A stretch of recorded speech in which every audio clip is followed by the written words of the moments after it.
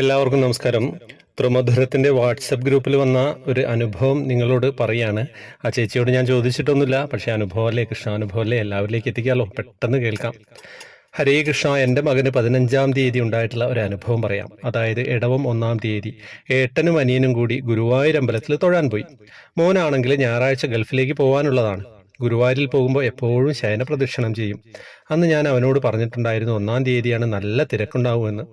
അങ്ങനെയൊക്കെ പറഞ്ഞു. പക്ഷേ സാരമില്ല, പോയി നോക്കട്ടെ, ഭഗവാന് ഞാൻ ശയന പ്രദക്ഷിണം ചെയ്യുന്നത് ഇഷ്ടമാണെങ്കിൽ ചെയ്യാൻ പറ്റും, ഇല്ലെങ്കിൽ പിന്നെ ചെയ്യാമെന്നൊക്കെ പറഞ്ഞു.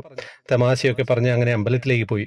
അവിടെ ചെന്നപ്പോൾ അതാ അനൗൺസ്മെന്റ് കേൾക്കുന്നു, തിരക്ക് കാരണം ശയന പ്രദക്ഷിണം ചെയ്യാൻ പറ്റില്ല എന്ന്.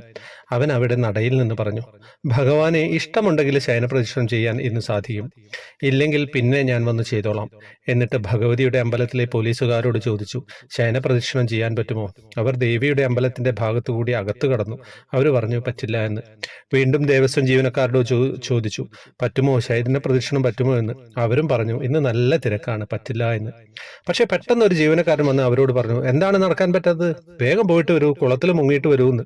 വളരെ സന്തോഷത്തോടു കൂടി ഓടി കുളത്തിൽ പോയി കുളിച്ചു വന്ന് പെട്ടെന്ന് തന്നെ അദ്ദേഹം അവന് ശയന പ്രദക്ഷിണത്തിന് വഴിയൊരുക്കി ആളുകളെ മാറ്റി. അദ്ദേഹത്തിന്റെ കൂടെ അവിടെയുള്ള ജീവനക്കാരും ചേർന്ന് ഭംഗിയായിട്ട് ശയന പ്രദക്ഷിണം പൂർത്തിയാക്കി.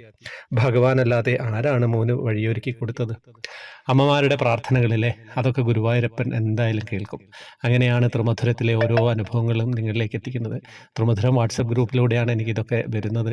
അപ്പം വാട്സപ്പ് ഗ്രൂപ്പിൽ വരാൻ ജോയിൻ ബട്ടണിലൂടെ യൂട്യൂബിൽ പ്രീമിയം മെമ്പർഷിപ്പ് ഉള്ളവർക്കാണ് വാട്സപ്പ് ഗ്രൂപ്പിൽ കൊടുക്കുന്നത്. ഈ നമ്പറിലേക്ക് വന്നു കഴിഞ്ഞാൽ ഡീറ്റെയിൽസ് കിട്ടും.